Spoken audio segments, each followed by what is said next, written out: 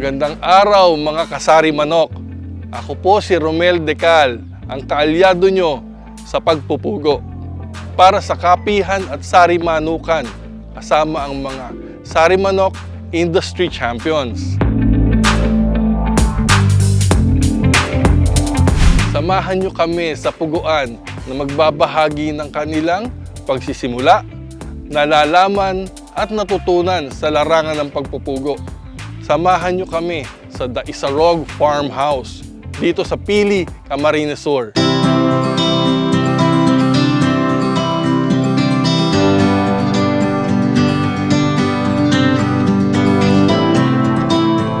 Ako si Teresita Barameda ng The Isarog Farmhouse.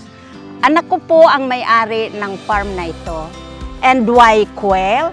Sa umpisa, it's just a trial. Gusto niya lang probaran yung mga narinig-rinig niya.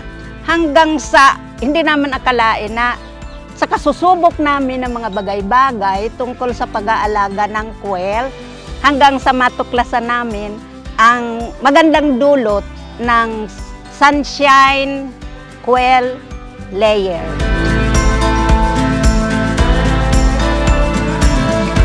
Nagsimula kami sa 500. May nakilala kami na nag-aano ng RTL, doon kami nakakuha. And then, nung nag-alaga na kami, may mga challenges. Halimbawa, yung tap ko na ng poop.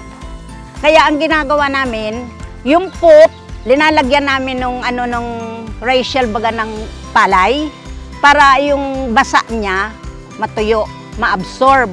Sanitation ng kulungan, routine ng trabaho ng mga helpers namin.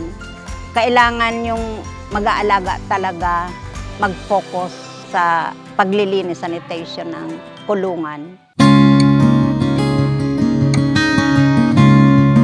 Ang pa namin sa quail, kasi matatanda na sila, yung kanilang pangingitlog nababawasan na.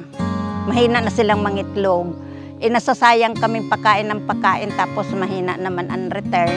Kaya ipinapagbili namin.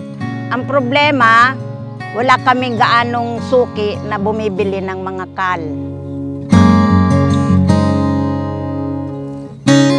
Naranasan ko po sa pagkukwil, masama yung panahon, hindi naman natin inasahan, na-stress sila. Minsan pag masama yung panahon, yung itlog nila may kulay na itim. Ibig sabihin ng kulay itim is yung parang nasisira yung mattress nila kasi na-stress sila.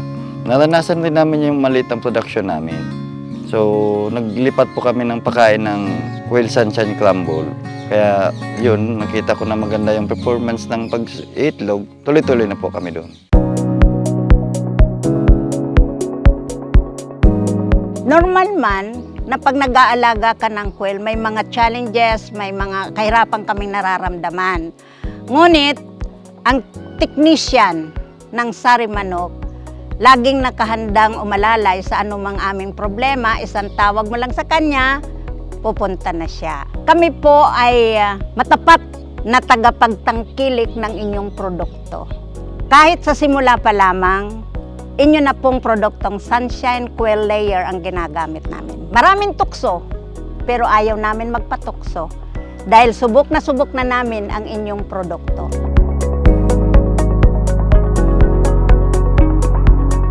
Bilib kami sa inyo, kasari manok, The Isarog Farmhouse.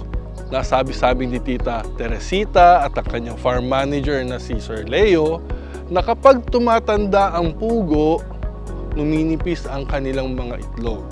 Pinapayo namin na haluan ng isang chick booster or quail booster ang quail laying feeds natin.